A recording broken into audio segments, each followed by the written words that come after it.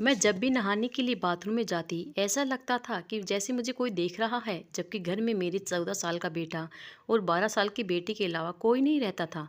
मुझे विधवा हुए 10 साल हो गए थे। फिर जब नहाकर बाहर निकलती तो कोई नहीं होता था। मेरा बेटा और बेटी कमरे में पढ़ रहे होते थे। एक दिन मैंने वैसे ही बाथरूम का दरवाज़ा बंद कर दिया और कमरे में चली गई। अभी थोड़ी देर ही हुई थी कि मुझे किसी के चलने की आवाज़ आई। मैंने देखा मेरा बेटा एक हाथ में मोबाइल पकड़े और दूसरे हाथ में।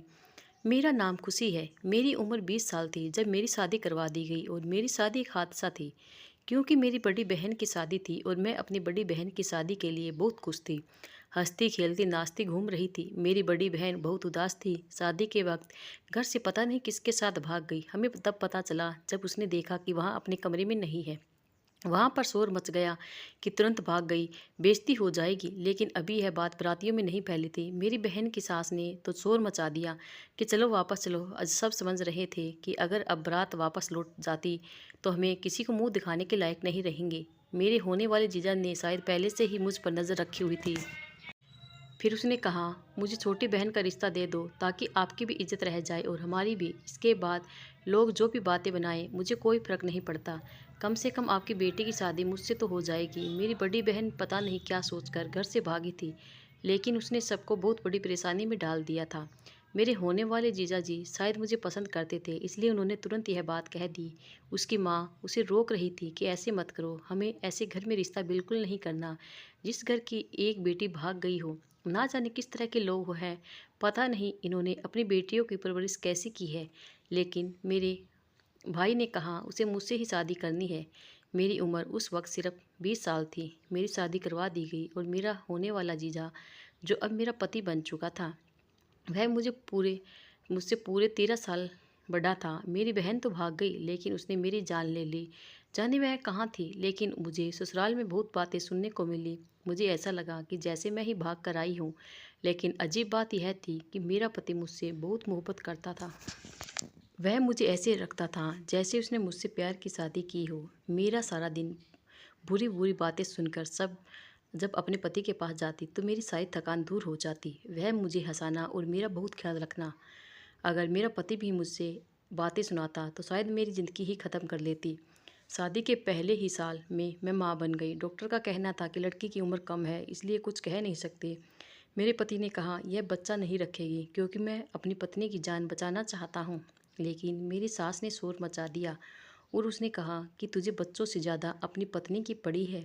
मेरी सास का कहना था कि अगर तूने इस तरह का कोई काम किया तो फिर दोनों को इस घर से निकाल दूंगी, क्योंकि घर उनके नाम था और मेरे घर में सिर्फ मेरी सास थी। ससुर जिंदा नहीं थे। मेरा पति एक इकलौता बेटा था। मेरा पति बहुत परेशान रहता था। मेरी तबीयत 9 महीने बहुत ज़्यादा ख़राब रही। गंभीर वक्त पर जब मेरे पति से पूछा गया कि पत्नी को बचाना है कि बच्चों को, तो उसने कहा मेरी पत्नी को बचाए और मेरी सास ने कहा कि बच्चों को बचाए। डॉक्टर का कहना था जो लड़की का पति कहेगा वही होगा और उसी के सिग्नेचर भी होंगे। मेरे पति ने कहा कि पत्नी को बचाइए, लेकिन मेरी जान भी बच गई और मेरा बेटा भी सही सलामत था। मैं घर आ गई। इसके बाद मेरे पति ने मेरा बहुत ध्यान रखा। शादी के 4 साल बाद ही मुझे एक बेटी पैदा हुई। बेटी पैदा होने के 1 साल बाद मेरी सास इस दुनिया से चली गई। घर में मेरे पति के नाम हो गया। मेरा बेटा उस वक्त 5 साल का था। अपने बेटे का नाम मैंने राहुल रखा था। मेरी सास के जाने के बाद मैं और मेरा पति घर में बहुत ही खूबसूरत ज़िंदगी गुजार रहे थे। लेकिन न जाने हमारी खुशियों को किसकी नज़र लग गई और कुछ साल बाद मेरा पति एक हादसे में चल बसा। यह मेरी ज़िंदगी का सबसे बड़ा दुख था। मेरा बेटा उसी वक्त 9 साल का और बेटी 5 साल की थी। मैं बात नहीं कर सकती थी, क्योंकि मैंने किस तरह इस दुख के साथ अपनी ज़िंदगी गुजारी। मैंने दोबारा शादी ना करने का फैसला किया। मैं बहुत कम उम्र में विधवा हो चुकी थी। माँ बाप ने कहा कि तुम अपना बेटा और बेटी हमें दे दो, हम इसके माँ बाप बनकर इसको पालेंगे, तुम दूसरी शादी कर लो। लेकिन मैंने अपने पति से वादा किया था कि मैं अपनी बेटी और बेटे का बहुत ख्याल रखूंगी और मैं अपने पति के अलावा किसी और के बारे में सोचना भी नहीं चाहती थी। मेरे लिए अब यहाँ बेवफाई के जैसे था। मैं अपने पति की यादों के साथ भी बेवफाई नहीं करना चाहती थी। वक्त गुजरने लगा। पहले मेरी माँ इस दुनिया से चल बसी और उसके बाद मेरे पापा भी। जिंदगी ने मुझे बहुत गम दिए, लेकिन किसी के पीछे कोई नहीं मरता। मेरे माँ बाप के जायदाद और घर में हिस्से में आ गया। उनके पास ज़्यादा कुछ नहीं था, लेकिन जो भी था वह सब मेरा हो गया। और मेरी बड़ी बहन जब से घर से भागी थी, किसी उसका कोई पता नहीं था कि वह कहाँ है। मेरी माँ कहा करती थी कि ना जाने कहाँ होगी, पता नहीं जिंदा भी होगी या नहीं। घर से भाग जाने वाली लड़कियों के साथ ज़माना बहुत बुरा हाल करता है। अगर वहाँ किसी बेटी की माँ बन जाए तो उसकी बेटी की ज़िंदगी बर्बाद हो जाती है। यह सभी ही कहते हैं कि तुम्हारी माँ तो घर से भाग गई थी। मेरी माँ अक्सर मेरी बहन की शांति के लिए भगवान से प्रार्थना करती, लेकिन मैंने अपने पापा की ज़ुबान से कभी उसका नाम तक नहीं सुना था। मैंने अपने घर वालों की इज्जत बचाई थी, इसलिए मैं उनकी लाडली बेटी थी। वक्त गुजर गया, मेरा बेटा 18 साल का हो गया। घर में सिर्फ मैं और मेरा बेटा और मेरी बेटी रहते थे। मैंने भी माँ बाप की तरह से मिला हुआ घर बेचकर बाजार में एक दुकान ले ली, और उन दुकानों से मिलने वाले किराए से मेरा घर चलता है। पहले तो किराया बहुत ही कम था और घर चलना मुश्किल था, लेकिन वक्त के साथ यहाँ लाखों की कीमत हो गई। हम 3 लोग थे, इसलिए ज़्यादा खर्चा नहीं था।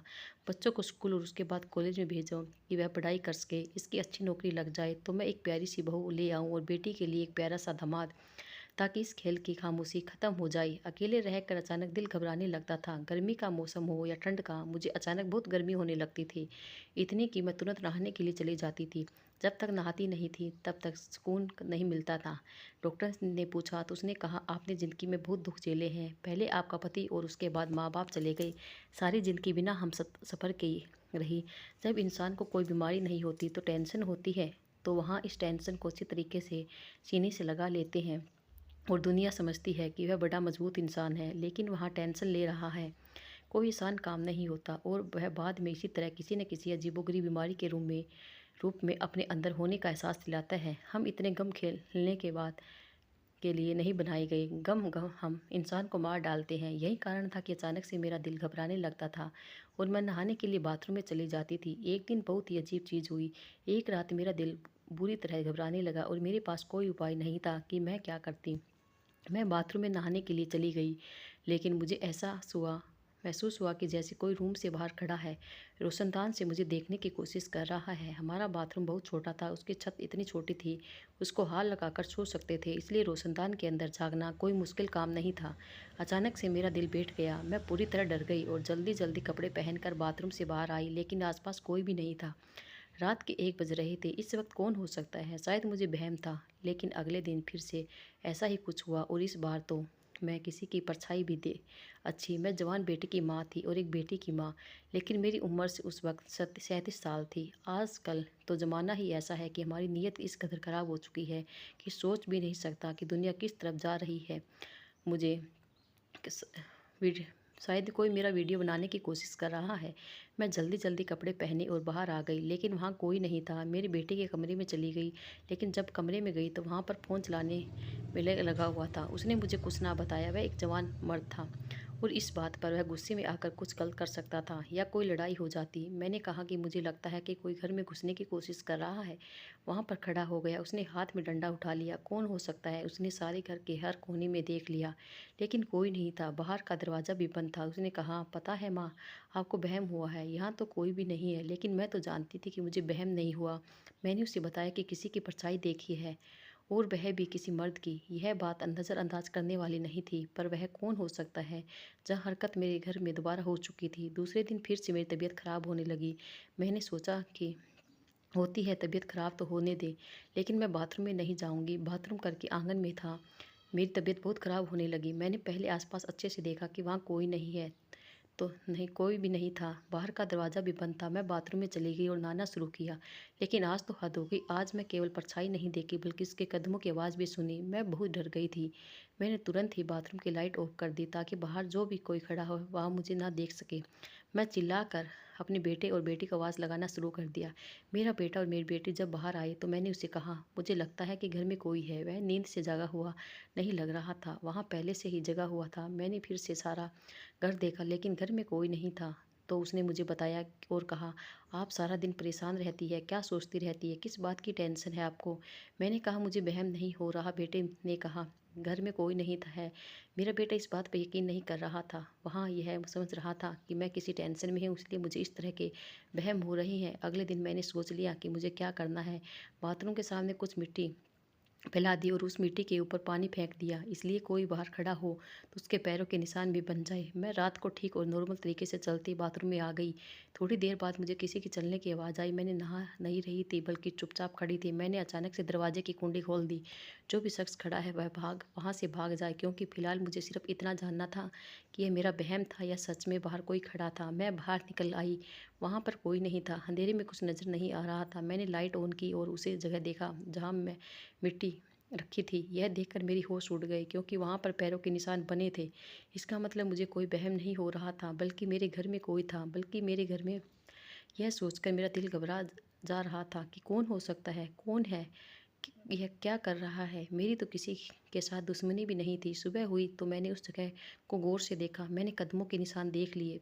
पैर का साइज वही लग रहा था जो शायद मेरे बेटे का होगा, यानी कोई मेरी बेटे की उम्र का ही था। परेशान तो बहुत थी, लेकिन क्या कर सकती थी। मुझे कुछ समझ नहीं आ रहा था कि मुझे क्या करना चाहिए। फिर मैं सोच लिया कि मैं बाथरूम में नहीं जाऊंगी, लेकिन कब तक नहीं जाती। यह मेरा घर था। क्या मैं अपने घर में ही डर रही थी? और अगर वह शख्स मेरे घर में आ जाता तो वहाँ कुछ भी कर सकता था। मेरी बेटी को भी नुकसान पहुंचा सकता था। यूँ तो मेरी उम्र ज़्यादा नहीं थी, लेकिन मुझे घर के काम नहीं नहीं होते थे, क्योंकि मैं बहुत कमज़ोर थी। इसलिए मैंने एक नौकरानी रखी हुई थी जो हर दिन 3 दिन बाद आकर काम करती थी। घर में हम 3 लोग थे, इसलिए ज़्यादा गंदगी भी नहीं होती थी और खाना वगैरह तुम्हें खुद ही बना लिया करती थी। एक दिन नौकरानी कमरे में पोछा वगैरह लगा रही थी, तभी मेरी बेटी ने आकर मिट्टी वाले पाँव ज़मीन पर रख दिए। उसने कहा कि छोटे साहब, अभी तो मैं सफाई की है। मेरी बेटी ने हंसकर कहा, अच्छा, जा रहा हूँ, और वहाँ से गुजर गया। जब वह जूते की निशान साफ कर रही थी तो मेरी होश उड़ गई। मैंने उसे रोक दिया। मैंने उसे कहा कि इसको साफ मत करो, और गौर से देखने लगी, क्योंकि वो पैरों के निशान वैसे ही निशान लग रहे थे जैसे बाथरूम के बाहर मिट्टी पर बने हुए थे। यानी कि यह उस निशानी का प्रिंट था, वही प्रिंट जो मिट्टी पर बना हुआ था। क्या यह वह वहम है कि मेरे घर आने वाले चोर और मेरे बेटे ने बिल्कुल एक जैसे जूते पहने थे, या फिर वहाँ मेरा बेटा था? मेरा सर अचानक से चक्कर आने लगे। नौकरानी ने मेरा हाथ पकड़कर मुझे बिठाया और मेरे बेटे को आवाज़ दी कि जल्दी आइए, आपके माँ को कुछ हो रहा है। मेरा बेटा भाग आया, मुझे पास की एक क्लिनिक पर ले गया। डॉक्टर ने कहा कि आप बहुत कमज़ोर हैं, आप किसी भी तरह की परेशानी से दूर रहे, दिमाग पर दबाव नहीं डाले। वहाँ से वापस आते हुए कुछ अजीब हुआ।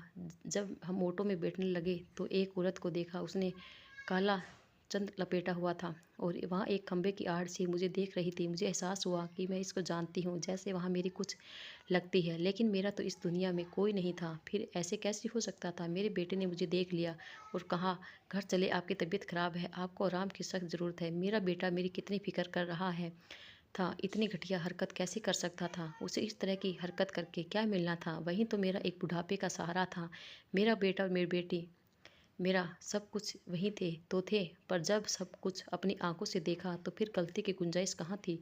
समझ नहीं आ रहा था कि यह सब क्या हो रहा है। यह बात भी तो मैंने नोट की थी कि घर का दरवाज़ा बंद था, तो फिर कोई अंदर कैसे आ सकता है? और जब भी आधी रात को मैंने अपने बेटे को जगाया कि घर में कोई है, तो मेरा बेटा सो नहीं रहा होता बल्कि जाग रहा होता, और फिर से उसे मिट्टी पर बिल्कुल वैसे ही जूतों के निशान कैसे आ सकते हैं जैसा जूता मेरे बेटे पहनता था? दिल मानता तो नहीं था, पर दिमाग बार बार इशारा कर रहा था कि कुछ तो गड़बड़ है।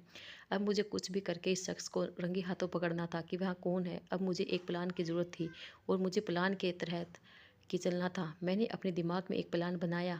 अपने बेटों से बातों में पूछा कि तुम रात भर जागते क्यों रहते हो? उसने कहा, मैं पढ़ाई करता हूँ। मैंने कहा कि आज तुम्हारा कोई काम नहीं है ना? तो उसने कहा, आज कोई काम नहीं है, आज मैं सो जाऊँगा। मैंने कहा, ठीक है। मुझे नींद कहाँ आ रही थी। मैं थोड़ी देर बाद जाकर देखा, मेरा बेटा सुकून से सो रहा था और बेटी भी सो रही थी।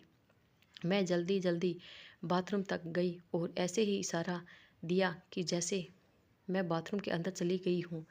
बाथरूम का दरवाजे पर जूते के निशान भी मेरे बेटे के जूते जैसे थे। इसका मतलब कि वह मेरा बेटा ही था। उसके हाथ में फ़ोन था और वह रोशनदान तक अपना हाथ ऊंचा करके वीडियो बनाने की कोशिश कर रहा था। वह अपने काम में बहुत मगन था। वैसे भी जब इंसान फ़ोन में लगा होता है तो दुनिया के बारे में भूल ही जाता है। मैं फ़ौरन उसकी तरफ बढ़ी और तुरंत उसे डंडे से मारा। वह शख्स वहीं पर गिर गया। मैंने फ़ोन चलाया और फिर मैंने देखा कि मेरा बेटा और मेरी बेटी अपने कमरे से भाग कर आए और आते ही पूछने लगे, माँ, क्या हुआ? यह कौन है? मैं कुछ नहीं कह पाई क्या हुआ, क्योंकि मुझे तो कुछ समझ नहीं आ रहा था। लेकिन मेरे बेटे और बेटी ने समझ गया कि मेरी माँ ने किसी चोर को पकड़ लिया है जो घर में चोरी करने आया था। मेरे बेटे ने मेरे हाथ में डंडा पकड़ा और इस चोर को कॉलर पकड़कर और उसे घसीट कर अंदर ले गया। लेकिन जब उसके चेहरे से कपड़ा हटाया तो मेरा दिल बैठ गया, क्योंकि वह कोई मर्द नहीं था, वह एक औरत थी। और कौन थी मैं अच्छी तरह जानती थी। वह मेरी बड़ी बहन थी जो मेरे ही बेटे जैसे कपड़े पहनकर, उसी के जूते पहनकर मेरे घर में घुसी थी और मेरी गलत वीडियो बनाना चाहती थी। लेकिन मेरी बहन ऐसा क्यों करेगी। मैं अपनी बहन को इतने साल बाद देखकर कभी उदास ना होती। मेरे दिल में जितने भी शिकवे थे मैं उसे माफ़ कर देती।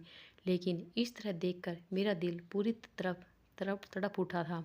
मैंने सालों बाद अपनी बड़ी बहन को देखा था, उसे बहन को जिसको मैंने हमेशा से बहुत प्यार किया था। बचपन में इसके साथ खेलती थी, अपने दिल की बातें किया करती थी। आज इसको एक गंदी हरकत करते हुए मैंने रंगे हाथों पकड़ा था। वह यह सब कुछ क्यों करना चाहती थी। मेरा बेटा इसको नहीं जानता था। इससे पहले कि मेरा बेटा इस पर हाथ उठा देता, मैंने उससे पहले उसे कहा कि बेटा रुको, और कहा कि तुम्हारी मासी है। वह हैरान रह गई। जिस औरत को उस दिन मैंने काली चादर में देखा था, शायद वह मेरी बहन थी जो उसे दिन मुझ पर नज़र रख रही थी। इसकी हालत बहुत बुरी थी, वह बहुत कमज़ोर लग रही थी, हालांकि वह मुझे से 6 साल बड़ी थी। मैंने उससे पूछा, तुम यहाँ पर क्या कर रही हो और तुमने अच्छा क्या हाल बनाया है रखा है। ऐसे पूछ जैसे कुछ उसने किया उसके लिए मैंने पहले ही माफ़ कर दिया, लेकिन वहाँ ऐसे बोली जैसे मुझे खा जाएगी। वह कहने लगी, बस बस, बड़ी आई मेरा हाल की फिक्र करने वाली, माँ बाप की नज़रों में अच्छा बनने वाली मेरी जगह पर बैठ गई। मेरे होने वाले पति से शादी कर ली, उसका घर भी ले लिया और माँ बाप की सारी जायदाद भी अपने नाम करवा ली। मेरा होने वाला पति पहले से ही तुम पर मर मिट चुका था, यह तो मुझे पहले से ही पता था, तभी तो तुम्हारे लिए दीवाना हो गया।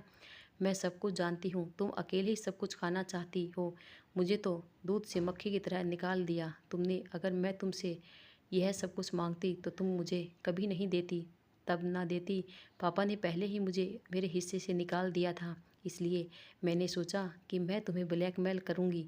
पर यह करती तो कैसे करती। तब मैंने एक प्लान बनाया कि तुम्हारे पास वैसे भी कुछ नहीं था, लेकिन इज्जत तो थी। 17 साल के बेटे की और एक बेटी की माँ बन गई हो तो क्या हुआ, अभी भी तुम जवान और अच्छी हो। तुम्हारी कोई वीडियो बनाकर और फिर तुम्हें ब्लैकमेल करके मुझे तुम्हें जलील करना था। मैं आराम से बैठने वाली नहीं हूँ, मेरा हिस्सा चाहिए। मेरी बहन पागलों की तरह बोल रही थी। वह बिल्कुल भी ठीक नहीं लग रही थी, कभी बात करती, कभी हंसती और कभी ज़ोर ज़ोर से रोना शुरू कर देती। मैं उसे समझाने की कोशिश की, तुम किसी किस्म की बातें कर रही हो, क्या हो गया लेकिन तुम्हें। लेकिन वह मेरी कोई बात नहीं समझ रही थी। उसने चीखना और चिल्लाना शुरू कर दिया, अपने आप को तकलीफ पहुंचाने की कोशिश करने लगी। वह नॉर्मल नहीं थी, वह बेहोश हो गई। हमने उसे कमरे में रखा। उसकी हालत बहुत बुरी थी, ऐसे लगता था कि वह कई दिनों से नहाई नहीं थी और ना ही खाना खाया था, और उसने नहीं ढंग से कोई कपड़े पहन रखे थे। शायद इसलिए उसने मेरे बेटे के जूते और कपड़े पहने थे, क्योंकि शायद उसके पास जूते नहीं होंगे।